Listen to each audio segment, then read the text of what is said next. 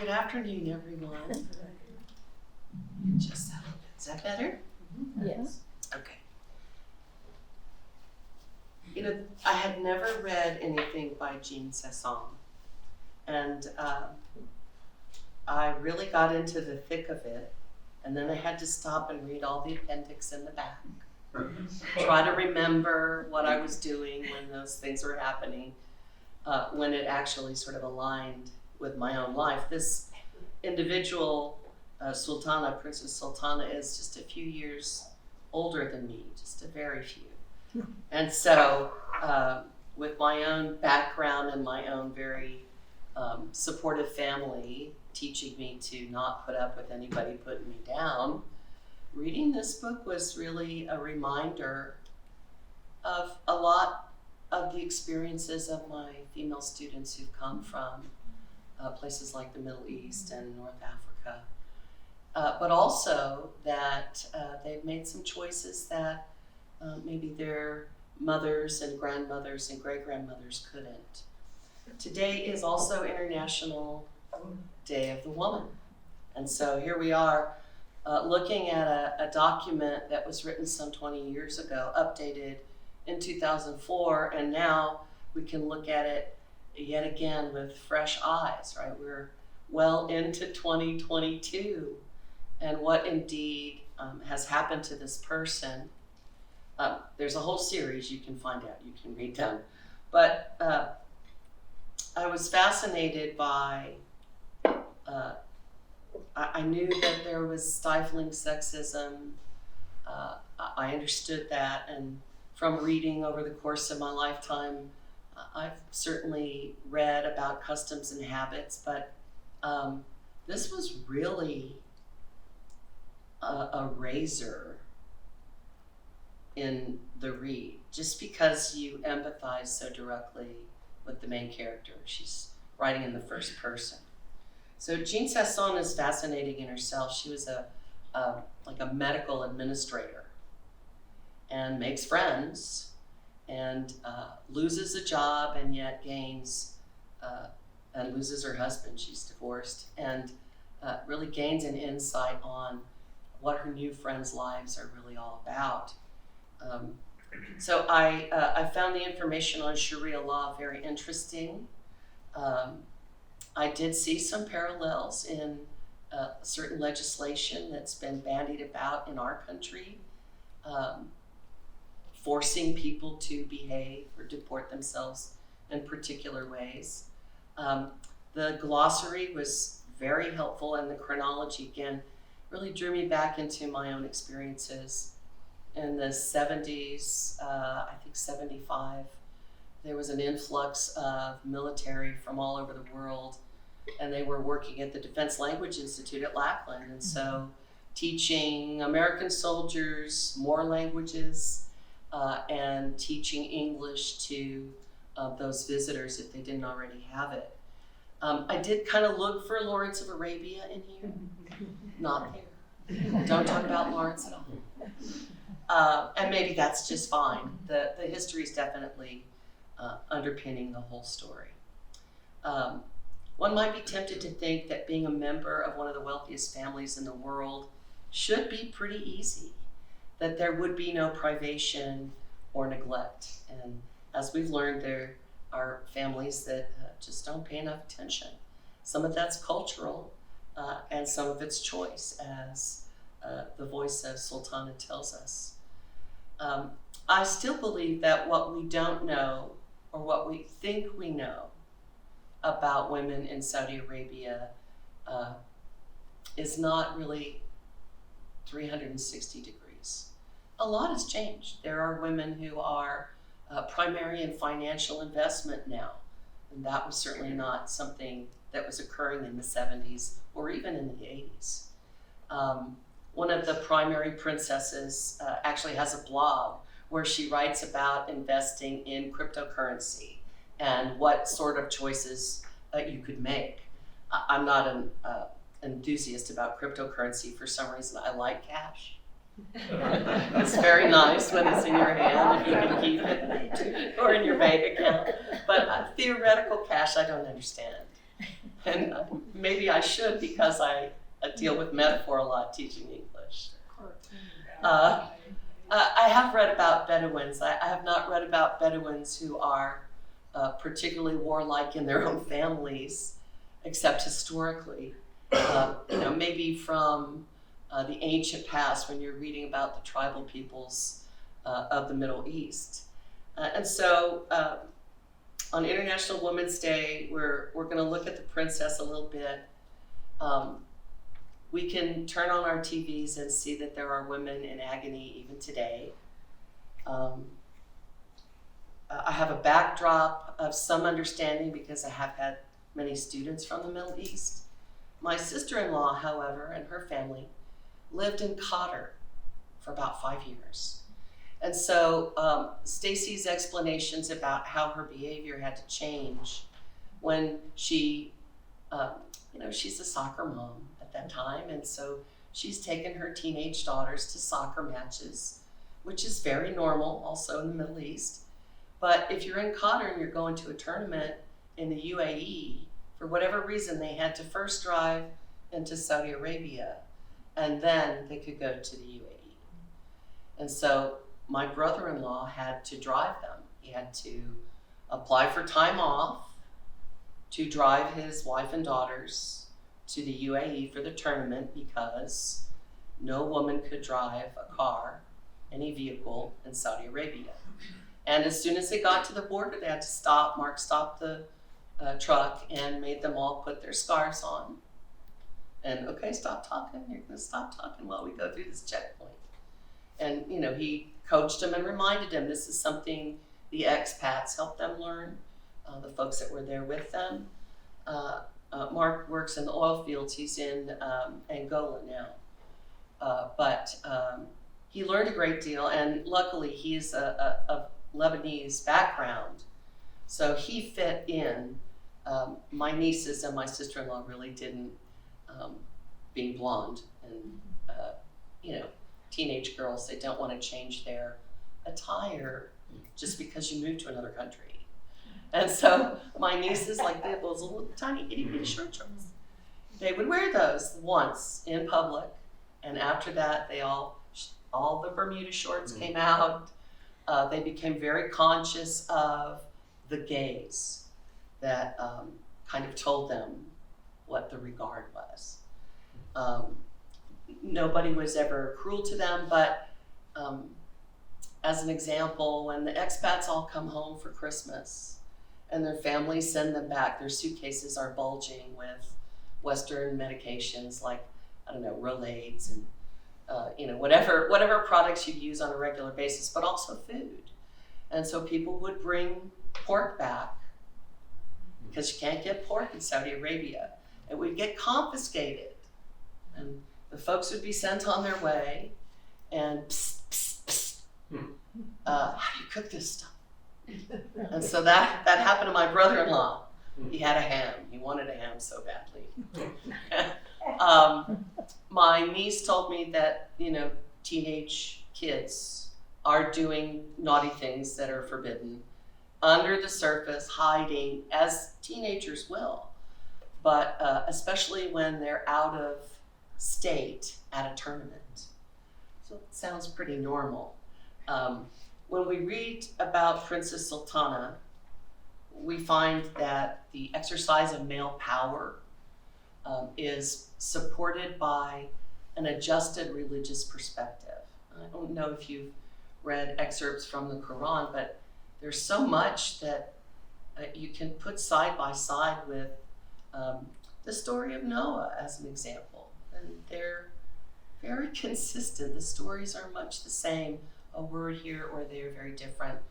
And I suppose Sharia law looks different to us, but certainly Judaic law was pretty tough.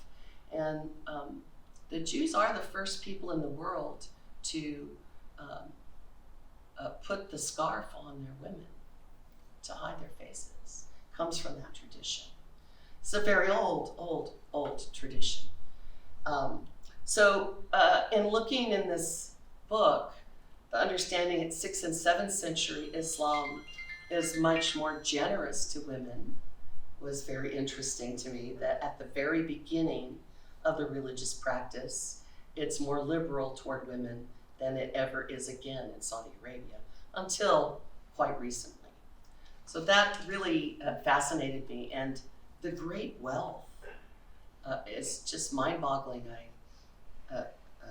Hiring an interior designer to decorate a maternity delivery suite sounds really great, but also, why?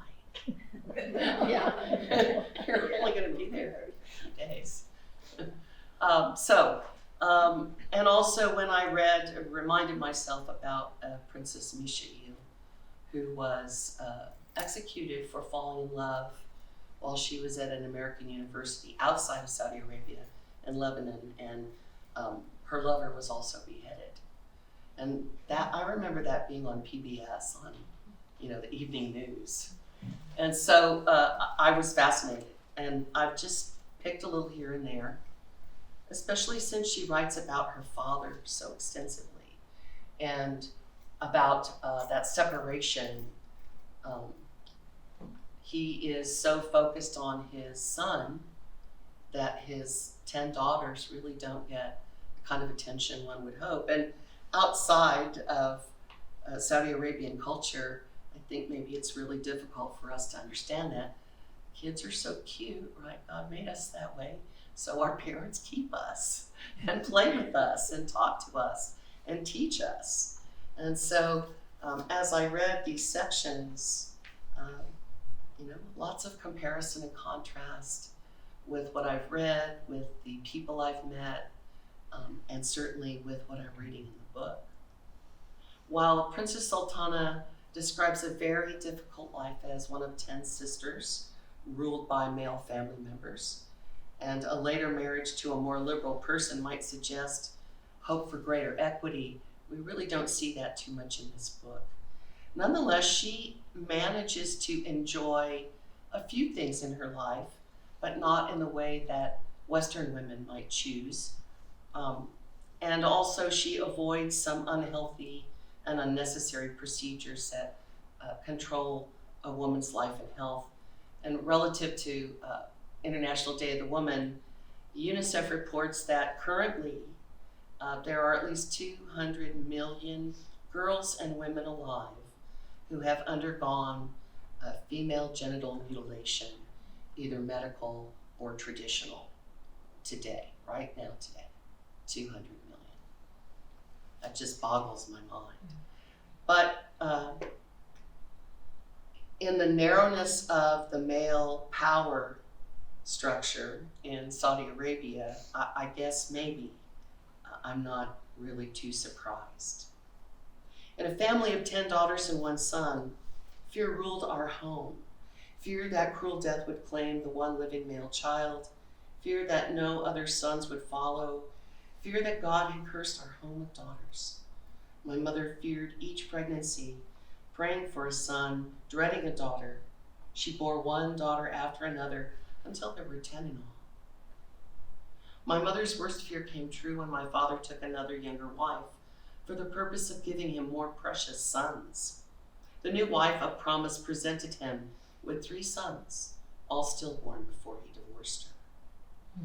My elder brother would always be the firstborn in our family, and as such, he ruled supreme.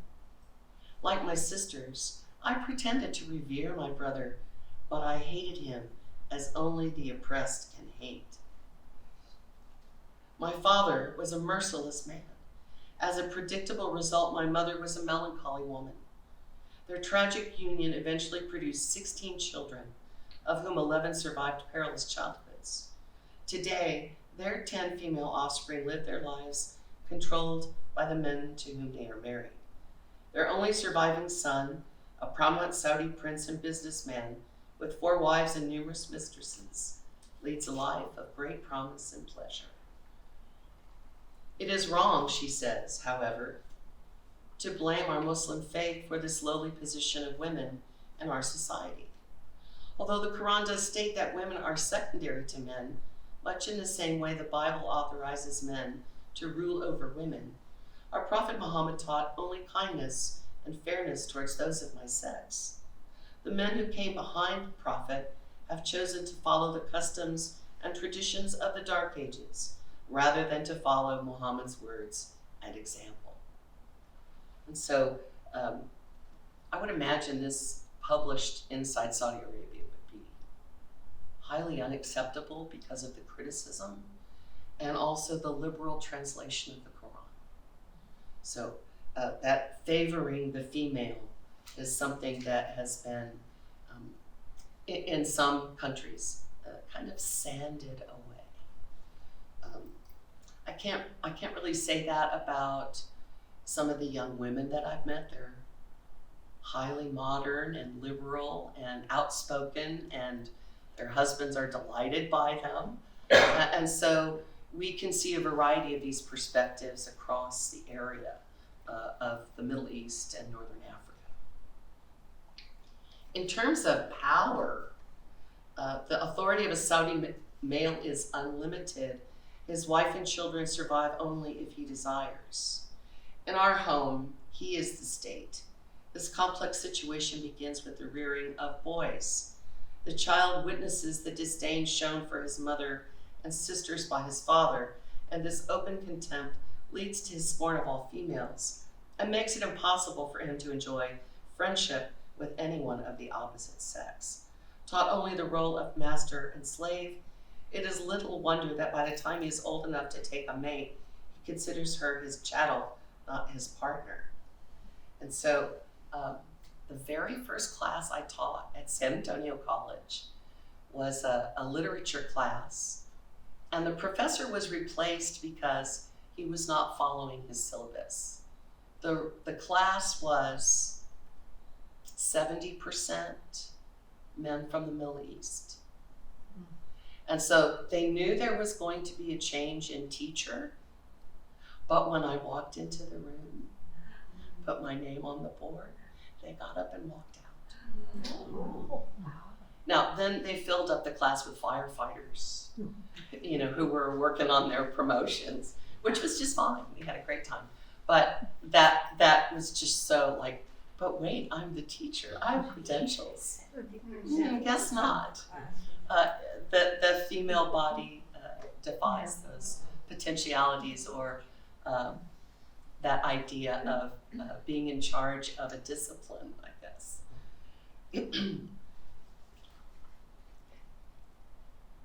It comes to be that women in my land are ignored by their fathers, scorned by their brothers, and abused by their husbands. This cycle is difficult to break, for the men who impose this life upon their women ensure that their own marital unhappiness. For what man can truly be content, surrounded by such misery? It is evident that the men of my land are searching for gratification by taking one wife after the other, followed by mistress after mistress. Little do these men know that their happiness can be found in their own home with one woman of equality. By treating women as slaves, as property, men have made themselves as unhappy as the women they rule. The history of our women is buried behind the black veil of secrecy. Neither our birth nor our death is made official in any public record. Although the births of male children are documented in family or tribal record, none is maintained anywhere for females.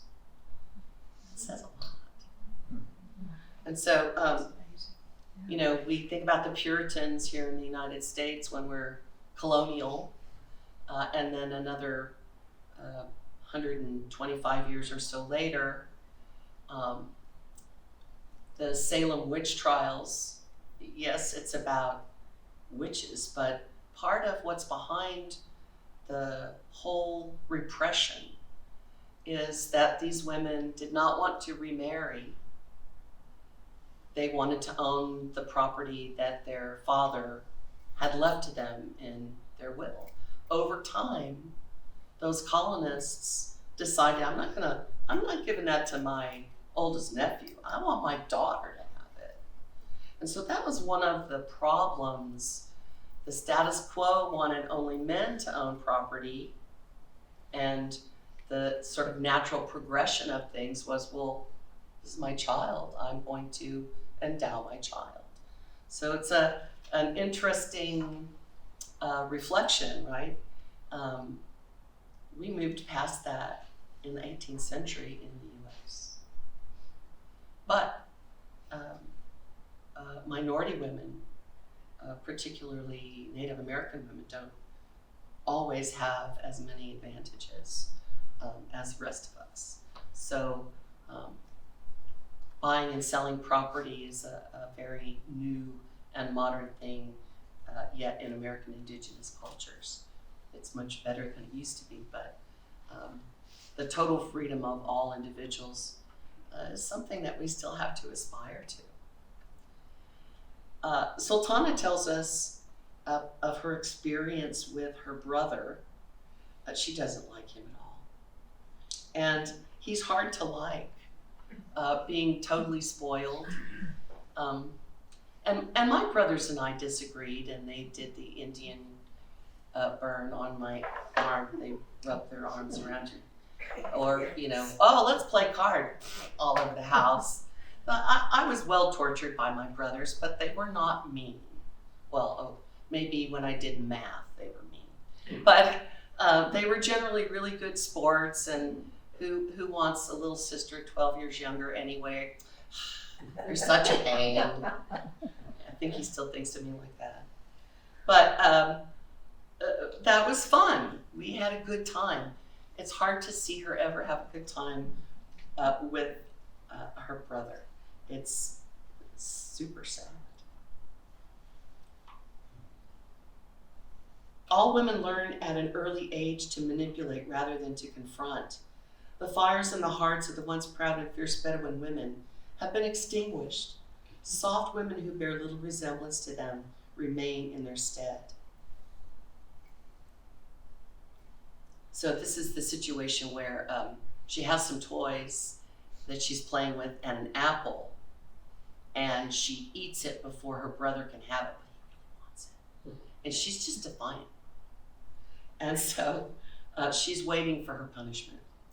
The fear curled in my belly when I heard the shouting of my voice. My legs trembled under my body when my father arose from his chair, and I saw the movement of his arm, but never felt the blow to my face.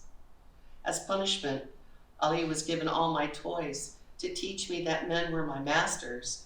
My father decreed that my brother would have the exclusive right to fill my plate at mealtime.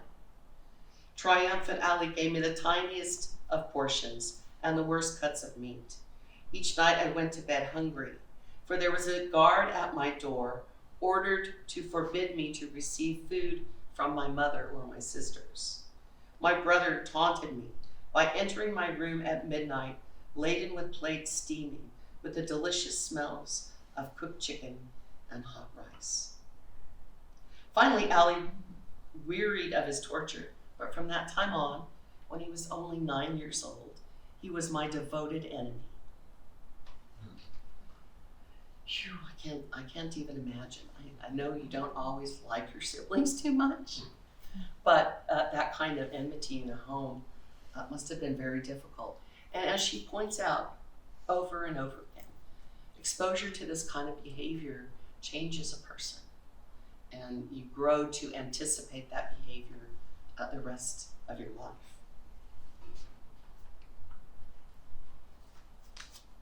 As she continues to write about manipulation, we see it on both sides of the culture. And so that must be very uncomfortable as well, knowing that you might be negotiating something, having a very good conversation, and that it all could be a facade, a game, a politeness that belies truth.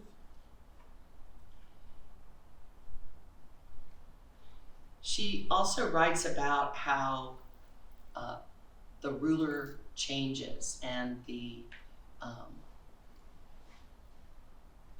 coup that is established to take a kinder person off the throne and put someone else there.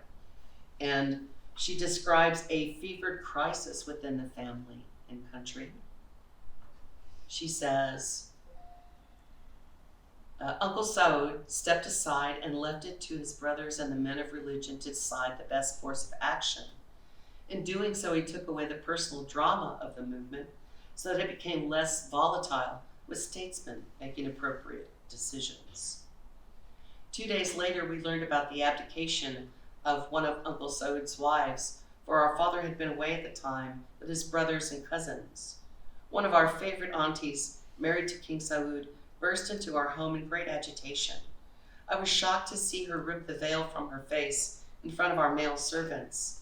She had arrived from Nashiria Palace, an edifice that, to my mind, was both a demonstration of what endless money can buy and a ruinous example of what was wrong with our country. My sisters and I gathered around our mother, for our auntie was now out of control, screaming accusations about the country. She told us that the brothers of her husband had conspired to take the throne that had been given by their father to the one of his choice, Saud. She cried out that the religious council, the ulema, had arrived at the palace that very morning and informed her husband that he must step aside as king. I was entranced by the scene before me, for rarely do we view confrontation in our society. It is to us to speak softly and agree with those before us and handle difficulties in a secret manner. When our auntie, who was a very beautiful woman with long black curls, began to tear out her hair and rip her expensive pearls from her neck, I knew this was a serious matter. My mother guided our weeping auntie to her waiting black Mercedes. We all watched as the driver sped away with his inconsolable passenger. We never saw our auntie again, for she accompanied Uncle Saud to his entourage into exile. But our mother did advise us against feeling harsh towards Uncle Faisal. She said our auntie had uttered such words because she was in love with a kind and generous man, but such a man does not necessarily make the best ruler. So that's a lot of pain, a lot of different levels of pain. And it feels like often that the small good things in her life are there for her brother to ruin. And that would include a puppy, which just made this passage just made me crazy. She writes that it's true Muslims do not favor dogs. It is a rare person, however, who can harm a baby animal of any species. Even our mother smiled at the antics of our puppy. One afternoon we were playing with our puppy. His name, Basim, means smiling face in Arabic, and pushing him in a prom. Ali walked by with his friends, and sensing his friend's excitement over the puppy, decided it should be his. My sisters and I screamed and fought when he tried to take the dog from our arms. Our father heard the commotion, and he came from his study. When Ali told him that he wanted the puppy, our father instructed us to hand him over. Nothing we said or did would change our father's mind. Tears streamed down our faces as Ali jauntily walked away with the dog tucked under his arms. The possibility for love of my brother was forever lost, and my hate solidified when I was told that Ali had soon tired of Basim's whimpers, and on the way to visit friends, tossed the puppy out of the window of the moving car. So it's just kind of hard to take that, especially when it comes out of a couple of passages that you can find joy in. She's really telling us what it feels like to live under that kind of pressure.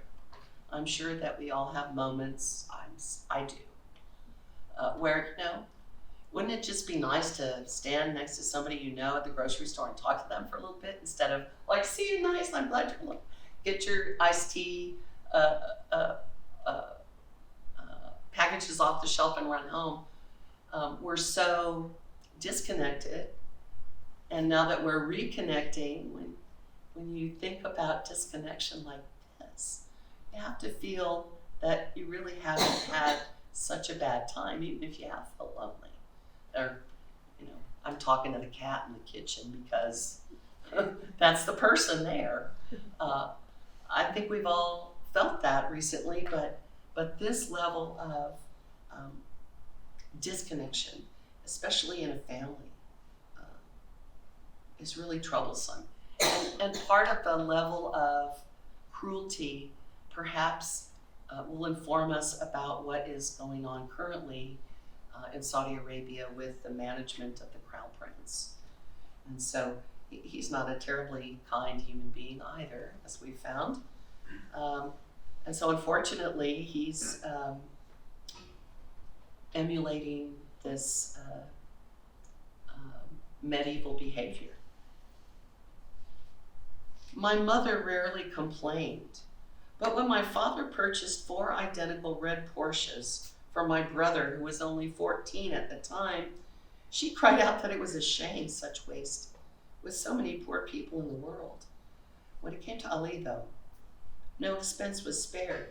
When he was 10 years old, he received his first gold Rolex watch. I was particularly distressed, for I had asked from my father for a thick gold bracelet from the souk, and he had brusquely turned aside my request. During the second week of Ali flaunting his Rolex, I saw that he had laid it on the table beside the pool. Overcome with jealousy, I took a rock and pounded the watch to pieces. I think I ever did something that mean. Maybe if my brothers had been that mean. My mother spoke to me often about my hatred for my brother. A wise woman, she saw the fire in my eye, even as I bowed to the inevitable. As the youngest child of the family, I'd been the most pampered of the daughters, but by my mother. Looking back, it's hard to deny that I was spoiled beyond belief. Because I was small for my age in contrast with the rest of my sisters, who were tall with large frames, I was treated like a baby throughout my childhood years. All of my sisters were quiet and restrained. I was loud and unruly, as befitted no one royal. How I must have tried their patience. But even today, my sisters would spring to my defense at the first sign of danger. Looking back, I suppose Ali must have had some good character traits along with the bad, but it was difficult for me to see past his one great deficit. Ali was cruel. And she goes on to describe how he taunts a disabled child and causes him to cry on a regular basis. She also talks about how he would steal kittens and lock them up so they couldn't get to their mother. Just what a nice little fellow. Through my mother's eyes, she writes, I finally saw my present course would lead me down a thorny path. So she does learn to step away a bit from her anger. But I think for me, there's nothing that redeems Ali in this book. And I have a student friend who married while she was still here in the US. And I went to the wedding. It was beautiful. Everything was red and gold. It was at holiday time, so they had poinsettias on every table. And it was just beautiful. They performed the ceremony in English. It was a big food party. There was dancing and singing. A lot of joy. The couple were very happy. And so to read what happens to Sister Sarah in her marriage, and indeed Sultana's marriage, is really difficult. And obviously the Saudi bride doesn't have a lot of control. When a Saudi bride is happy, the preparation room is filled with the sounds of laughter and eager anticipation. For Sarah's wedding, the moon was somber. Her attendants might as well have been preparing her body for the grave. Everyone spoke in whispers. There was no response from Sarah. I found her oddly subdued in view of her spirited reactions during the past few weeks. Later, I understood her trance-like state. Our father had instructed one of the Pakistani palace doctors to inject her with powerful tranquilizers throughout the day.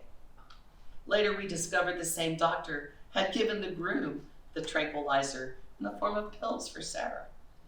The groom was told that Sarah was highly nervous with excitement, and the medicine was for a queasy stomach. Since the groom had never met Sarah before, in the coming days, he must have assumed she was unusually quiet and docile. But then again, many old men in my country marry young girls, and I am sure they are accustomed to the terror of their young brides. My mother fastened a diamond necklace around her neck, dressing her. I loudly announced the necklace might as well be a noose. One of my aunties thumped me in the head, and another twisted my ear. But there was no sound from my sister. We all gazed at her in awed silence. We knew no bride could be more beautiful. And so poor Sister Sarah, as she leaves the ceremony, being too drugged to react, her eyes locked onto mine as she passed my way. I knew someone should help her, but I felt certain no one would. Quite suddenly, I remembered Sarah's words to Father. She quoted Buddha. Victory breeds hatred, for the conquered are unhappy. In my grieving mind, I found no consolation in the knowledge that the groom would never know happiness in a bitterly unjust union. Excuse me.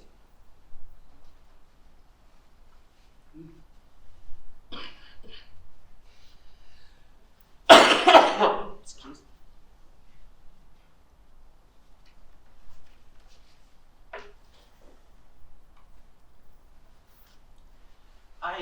I did not choose segments from Sultana's marriage because I cried pretty hard when I read it the first time, and I just didn't want to do that today.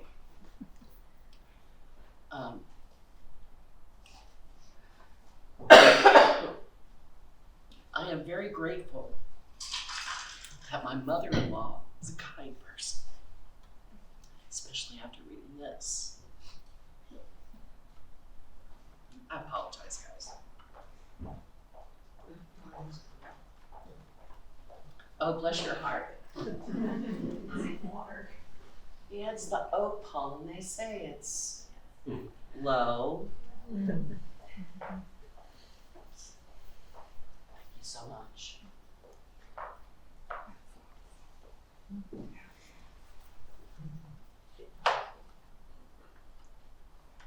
Okay. When she writes about her husband, it is connected to this very strange relationship with her mother-in-law. And I guess, I guess there is a certain competition, at least in initial meeting, because the mom is looking at this woman who's going to take her son away. I kind of get that. But, once you get to know each other, things seem to get better. In this situation, an ongoing battle with a mother-in-law seems almost impossible to endure. She writes that in this episode, her husband has come home from a poor day at work. She writes, any other day, Kareem might have laughed at our ridiculous and infantile display, for women with little bit time on their hands tend to maneuver themselves into squabbles. But on that day, he'd been informed by his London broker that over the previous week, he'd lost more than $1 million on the stock market. In his black mood, he rushed to meet violence with vengeance. Since no Arab man will ever contradict his mother, Kareem slapped me 3 times across the face. They were meant to insult, but they accomplished little more than redden my jaw. The battle was on. I swung at Kareem with a rare and priceless vase that just happened to be nearby. He saved his face by a quick motion to the left. The vase shattered as it struck a Monet painting worth hundreds of thousands of dollars. The vase and the water lily painting were destroyed. In a fine fury, I grabbed an expensive ivory sculpture and threw it at Kareem's head. The crashing and banging, along with our shouts, alerted the household. Women and servants suddenly upon us, bursting in, screaming. By this time, Kareem realized I was going to destroy the room, which was filled with his father's beloved treasures. To stop me, he punched me in the jaw. When I opened my eyes, Marcy was standing above me, dripping cold water on my face from a soaking cloth. I heard loud noises and voices in the background and assumed the excitement over my fight with Kareem was continuing. I've had some disagreements with my husband, but nothing like that. And certainly not because I disagreed with his mother on any level. So this was kind of puzzling to me. But I suppose if someone else had picked my husband for me, I might not be too happy with him. This is really sort of outside of the cultures that I've come to understand. I have a friend from Jordan he's got a master's degree in journalism, and his wife is an accountant, but one of those accountants who's certified to argue in front of the IRS. She's really got credentials, and they are devout Muslims, and they are just nothing like this. He is in a family business with his father and uncles. On the side, they sell cars, and they work together like a beautifully oiled machine. So reading this and thinking about wealthy people, they always tell us that the rich are different and the really, really rich are really, really different. I guess I'm convinced of that, not just because of, folks like Klaus von Bülow, but this book as well. I just have no concept of being able to destroy anything that was useful, let alone something like a Monet or a rare Chinese vase, or the lovely first edition books you have right back there that would just seem such a waste. And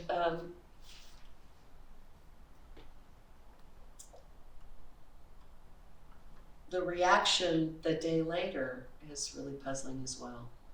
The next morning, a new Kareem emerged. He failed to speak or acknowledge my presence. My good intentions of the previous night vanished into the pale morning light. I told him in a loud voice that I thought a divorce best. In my heart, I longed for him to appeal for peace. He looked at me and replied in a dry, frightening voice, "Whatever you think, we will settle our differences when the family crisis is behind us." This indifference quieted me, and I sat humming a tune as if one unconcerned while Kareem finished his dressing. He opened the bedroom door and left me with this parting thought. "Sultana, you deceived me with your warrior spirit hidden behind the smile of a woman." It also seems unnecessary if you descend from the Bedouins, and Bedouin women did go to war in the ancient period, that he would be surprised that behavior is still in the women. They tell us that the experiences of our grandparents and our parents come to us through the DNA. It can't be any different for anybody else. And so maybe that's why they're so tough and good at manipulation, these ladies. I don't know. I was fascinated also by running away, and the reaction of her family. Her sister wants her to, why don't you just settle it? Well, would that work for you? No, wouldn't work for her. But she keeps the problem somewhat private from her children, writing, "The children knew nothing of the drama in our lives. I told them a tale of their father's business, taking him to the Orient for many months, and instead of remaining in Riyadh to suffer boredom, he thought we would enjoy a pleasant time in the French countryside." Abdullah was curious as to why he received no calls from his father, but I kept him occupied with his lessons and numerous social activities. Young minds adapt more easily than we could ever imagine. Our daughters were still babies, unable to consider dire circumstances. They spent their lives traveling. The missing link was the absence of their father, and I did my best to compensate. I consoled myself by providing for my children and protecting them from what I thought was coldness. In terms of being put to death, she writes, "Only Kareem could call for my death, and no matter what my actions, I knew with certainty my husband did not have the stomach to call for my blood." So she, as the critics suggest, is very lucky in what doesn't befall her, even though so much pressures her. And I guess it's a barrier for her to become who she really is until she is divorced. So she does end up divorcing, and she writes that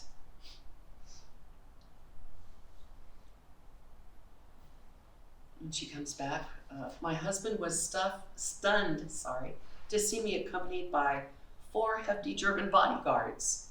I told Kareem I no longer trusted him. He might have hired thugs to kidnap me and bundle me off to Riyadh to face the unjust way our legal system dealt with disobedient wives. His face began to redden. He swore, he blushed with shame. I thought perhaps he was angered by his inability to control his wife." Maybe.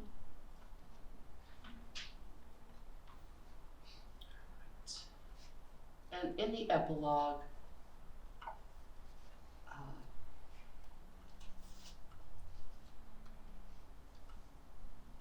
she writes of listening to the call to prayer and considering, as her husband and son leave the palace grounds and go to the mosque, the memories of her life. She says, "My eyes followed the movements of my beloved flesh, my most precious blood. My husband and son entered the mosque hand in hand without me. I felt quite the loneliest figure ever to have lived."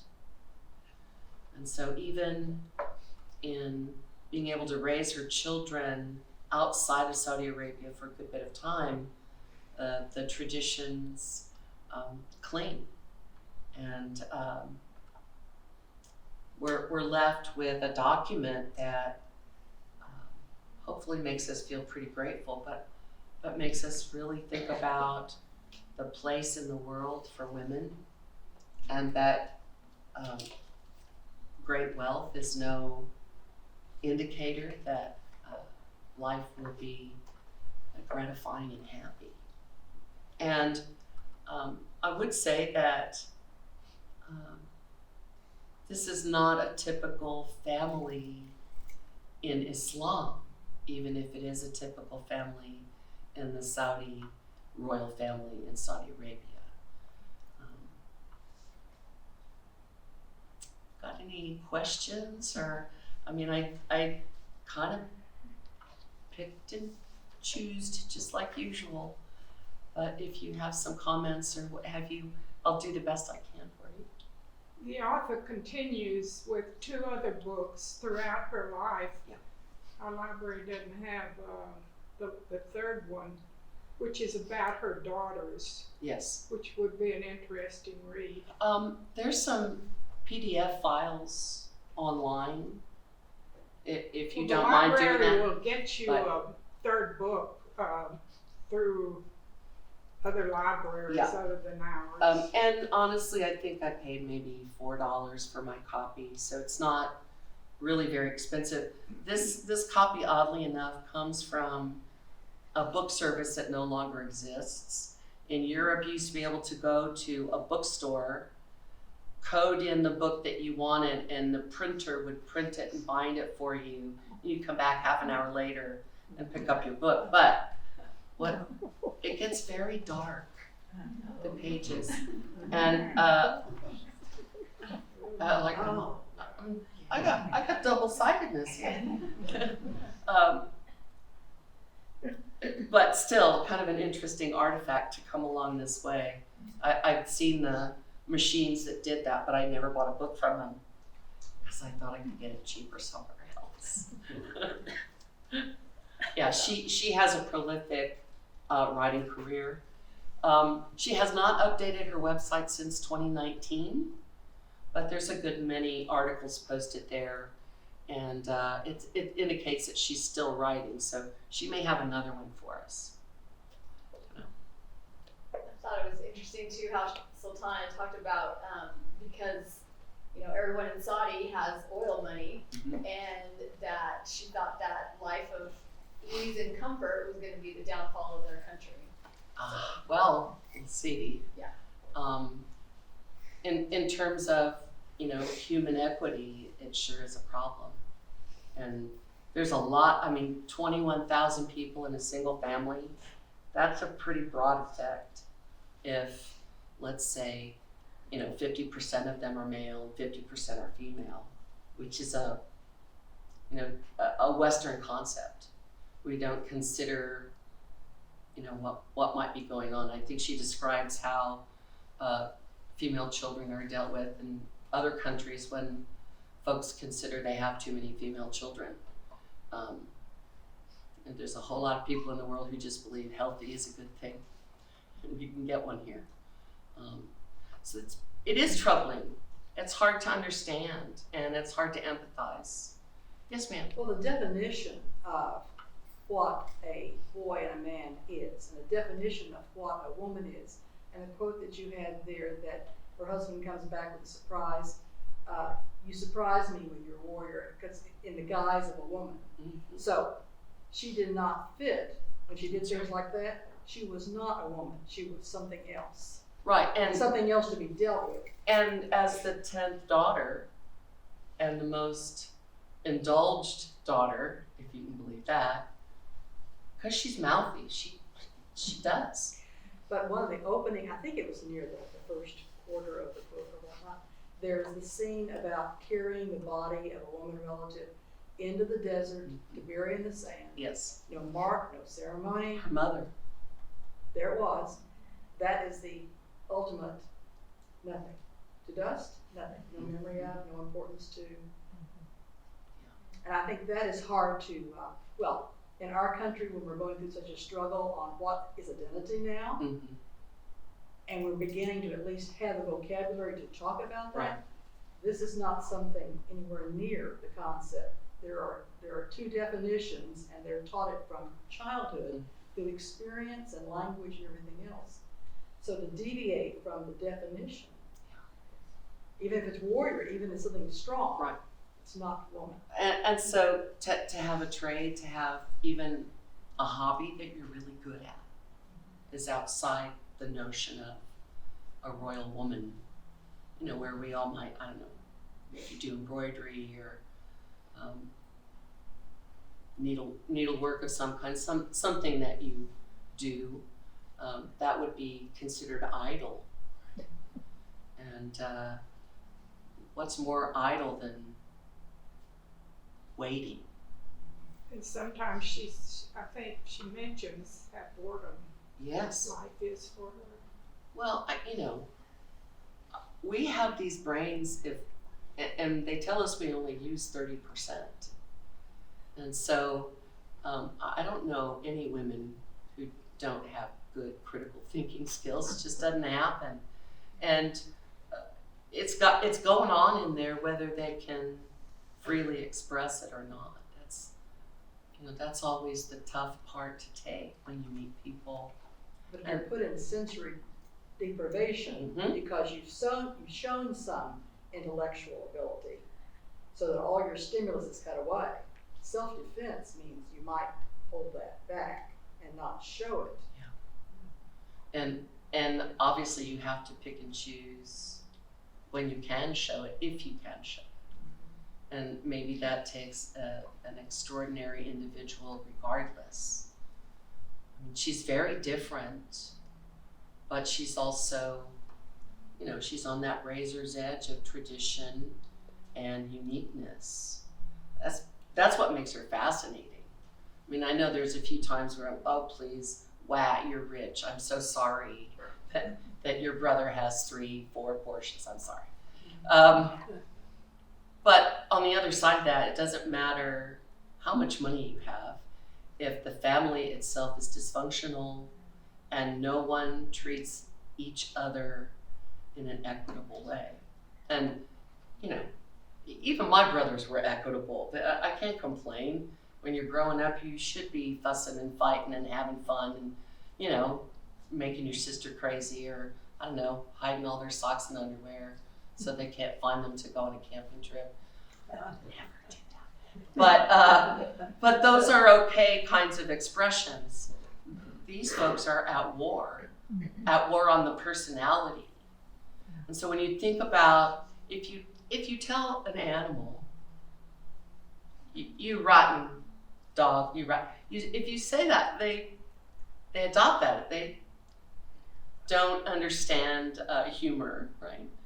But if you tell a child something negative about themselves every day, that's the thing in their head, not the possibility of being different, of being opposite. And so definitions are really important. And everything is defined in this culture. The thing that is not defined is how to be unique. How can you live in this culture and be noticed? You can't, unless you're given the role. So that's tough. And I think it makes it tough. I mean, in Cotter, women are treated a little differently. I don't know a lot of families per se, but I've met a bunch of like flight attendants, and I've met some nurses from Cotter, and they were very modern people and deported themselves in sort of the same way that most of us do. So, you know, that's going to be dependent on the lead and the family, and so Saudi Arabia looks like it might be an amazing historical place to visit, but I'm not sure I'll ever go there. It would be nice to go to places where I know there's less nastiness between family members and groups of people than appears to exist in the environment she's writing about. And so great wealth and great beauty doesn't change barriers and repression. Well, it's that old South Pacific line. Children must be carefully taught. The brother was being instructed on what he was supposed to be from the time he was a little bitty one, in the way he was allowed to treat his sisters and the women in his life and with his father's approval. So he was being taught. His behavior wasn't just from himself. Yeah. Oh no, it's a long tradition. You know, I teach a course in world cultures, and we do deal with the Islamic world, and I use a film that's, I want to say it's 25 years old, but it really describes Islam in a really accessible way by interviewing people and having them explain their own faith. And so my students always write, this is so not what I understand. Because media doesn't really talk about the positive sides as much as we talk about the stuff that really shocks us. And so I found it interesting what the students write about when they read about Islam, that you know, that not, you can go to the library and check out a copy and read the Quran if you want. It's not scary. There's scarier passages in Revelation sometimes. So, marketing is a big deal. The defining language, the practical teaching of behaviors. Well, as the thing you mentioned at first, the witch hunts, religion was used to support that, Absolutely. but it was not the religion that brought it forward. And in Islam, it's not the religion that brings forth the treatment. That's right. It's used to support the cultural treatment. So, Right. although they're so intertwined, they are not the same thing. After the court case is over with the Salem witch trials, one of the ministers is the one who goes into the community leadership and says, we cannot accept mystical testimony anymore. You can't tell me that you saw a chicken and, if it doesn't really happen, we can't use it in the courtroom. And that's when the beginning really occurs in the U.S., in the colonial U.S. So there's some other stuff going on as well with the Salem witch trials in terms of food storage and baking bread that has components in it that cause other reactions. But it's about money, it's about power, it's about who gets to own the property, and so we can certainly see those parallels. Will it change? I mean, I hope so. But that oil money is pretty attractive. Yeah. Yes, ma'am. I think about how awful it would be to be a woman in Saudi Arabia. Yeah, I think about reading this, how human nature, across the world, there's so much hypocrisy in this society. They abhor drinking, yet they drink. And the Imans, they're more sinful than some of the other people. But we have those things. Yeah, going on we in definitely our all world, have too. those things. But you're right. It's it's a cultural imposition that is apparently enjoyable and is working. And I think it'll change, but I can't tell you when. It's just another way to make ourselves understand gratitude of being able to enjoy the lives we've led and the freedoms that we've had, the opportunities. And you think on your own father, maybe your dad was strict, but he wasn't strict to the point of denying your humanity. And that's the important thing. People are people. We are all trying to learn that. But the fact that we still see these very negative examples, lying in our culture. Boy, there was nothing that got me in more trouble than telling a lie. Even a little bitty one. Because my mama knew. And if she didn't know, the neighbor, Mrs. Wheeler, did. She'd pick up the phone. There'd be a confab, and all of us would be found out. My mom used to say she had eyes in the back of her head, but she had mirrors all over the house so she could see what you were doing in the kitchen, even if she's in another room. So, but also, after World War II era, women really claimed their autonomy. And when the war is over, a lot of women continue to work, a lot of women go home. And that's as it should be. We all ought to be able to choose what kind of life we want to lead, and we want to build it. And so, I'm so grateful. I mean, yeah, the makeup's beautiful and all of that stuff, but all of that stuff wouldn't make any one of us very happy. I just don't think so. It was a very interesting read. You made me do something that I was hesitant to do. And I didn't want to, and then I got really upset and I cried. And my husband's like, "What's the matter with you?" So grateful. What are you talking about? Oh, my dad was a saint. No, he was a dad. Were you affected at all by the stiltedness sometimes of the dialogue, or I thought, is this on purpose? Are they trying to make it sound like English taken through translation? It could be that. I thought a lot about translation. Because occasionally I thought, no one speaks like this, but someone might translate it. Yeah, or even sort of transliterate, Mm-hmm. where the writer has to work on some avoidance. Mm-hmm. I think that's the variability of it. But critics don't really like her writing. But this is one of those books that's still taught in high schools. The story creeps through. Mm-hmm. And it's it's impactful. And like I said, it's just sort of another reminder.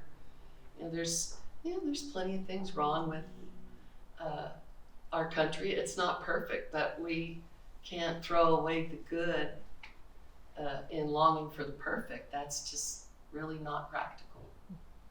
So, thank you. Thank you.